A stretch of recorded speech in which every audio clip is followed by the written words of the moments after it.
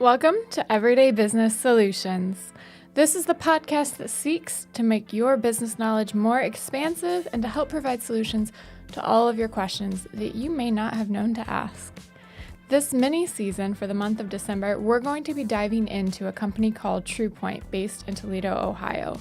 And we're going to focus on what 3D laser scanning is and how it can help your business save money. Hello everyone and welcome back to Everyday Business Solutions. This is our mini season with Ryan Hacker, president of TruePoint.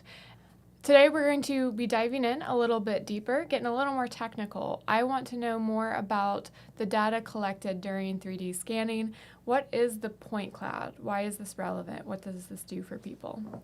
Well, first, thanks for having me back. I appreciate it. Looking forward to talking with you some more about laser scanning.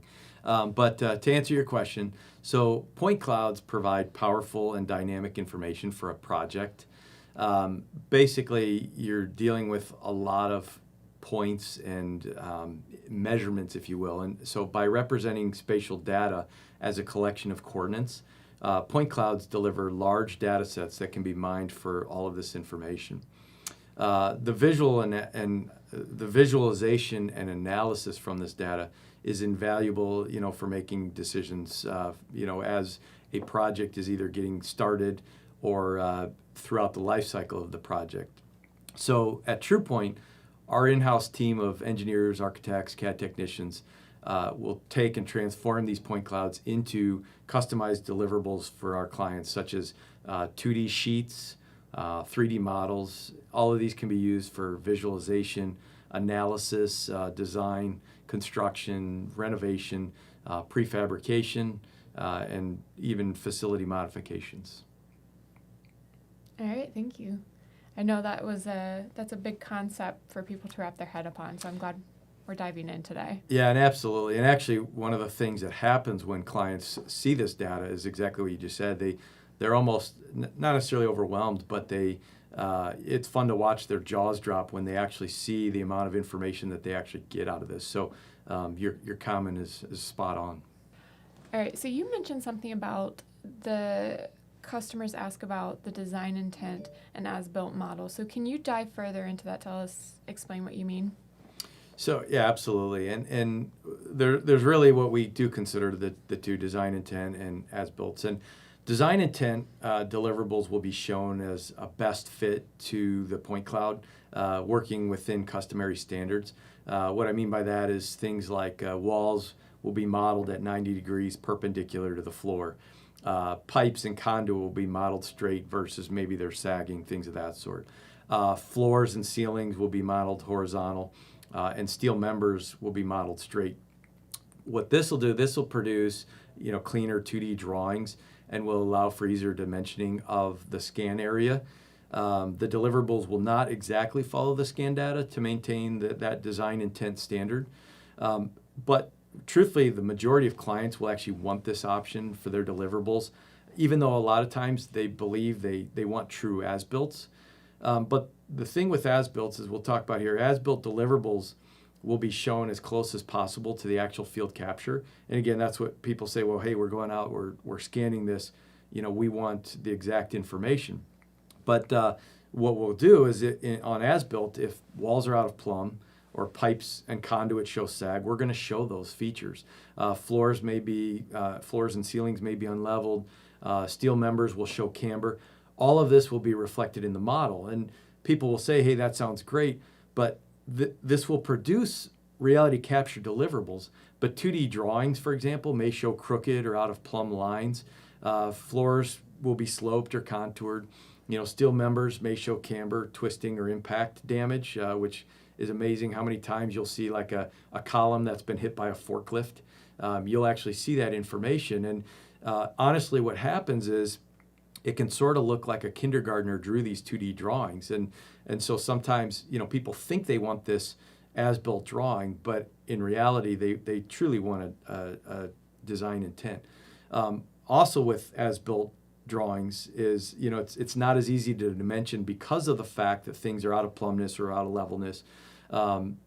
Really, this option should only be used when somebody's trying to determine the exact conditions of the scan area. For example, good places where clients might use this would be like fabrication, if they're doing forensic analysis, bolt pattern, locations. They're trying to see exactly where, maybe two connection points or tie-ins are going to tie together. They might need that. Also with like camber in steel, as we talked about, sagging pipes, or deformation analysis. Sometimes, walls being out of plumb or things of that sort. A lot of different types of things like that. Those would be the applications where somebody's going to want an as-built. It's very interesting to hear the exact difference, especially because I can picture how it might shift the look of what they're receiving. So. Yeah, absolutely. Yeah, like I said, I mean, it's we oftentimes, architects a lot of times feel that they want that true as-built documentation. But then when they do get those drawings and they see lines that aren't quite right, or, they want to take a dimension of a room and just click on one wall and click on the other wall. And if you're using a true as-built, it's not that easy. Whereas, things like a design intent in Revit, which is a software that they tend to use for these type of projects, if it's design intent and the walls are plumb, they can click a measurement on one wall and click on the other wall, and they're going to get, their dimension. And keep in mind too, we're talking about 2 to 4 millimeter accuracy over the entire building. And so, even if we are doing design intent, we're still, again, staying within certain standards anyway to have accurate information. So, right, so outside of the 2D drawings and the 3D models, what other deliverables have you been asked to create? So sometimes, clients are looking for us just to do, to reconcile the point cloud against their existing 2D design drawings. Other times, we might be doing comparative analysis. I mentioned deformation analysis is a big one. We also get into floor flatness and floor levelness, as well as wall plumb analysis. So again, those are instances where you're going to use as-built conditions if you're trying to solve some of those type of things.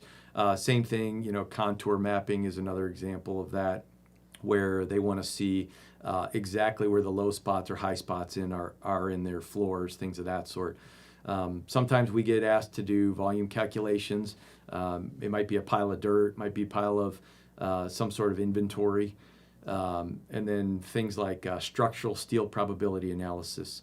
There's all sorts of applications, which is, again, one of the reasons I love this industry. That's really cool. It's cool because, as we've gone through this conversation so far, we've talked about it starting at the beginning through end, and it's really neat to see how applicable it can be, how many different things you can do with laser scanning. All right, so kind of bringing it back to our listeners and to Everyday Business Solutions, what is the response from your customer? What's feedback that you've gotten?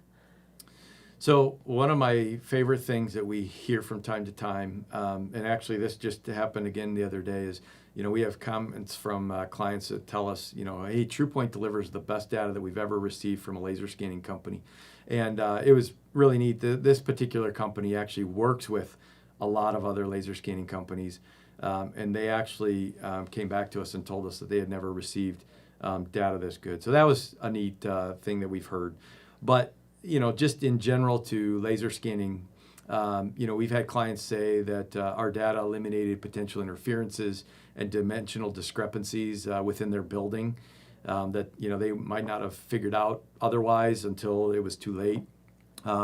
We also hear a lot of times that, we were able to reduce the internal travel costs and time on site, and also allowing the clients to focus more on the design effort versus the data collection. In other words, while we're out doing the scanning and collecting the information, they can be back in the office working on other things, either related to this project or other projects. So they can be making money doing other things while we're actually doing the field capture, if you will.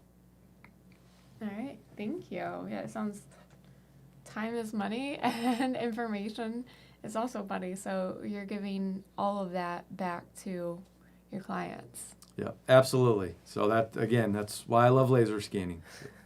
All right. Thanks, everybody, for tuning in to this mini episode of Everyday Business Solutions. And thank you, Ryan, for joining us today. Yeah, thanks for having me again. I appreciate it.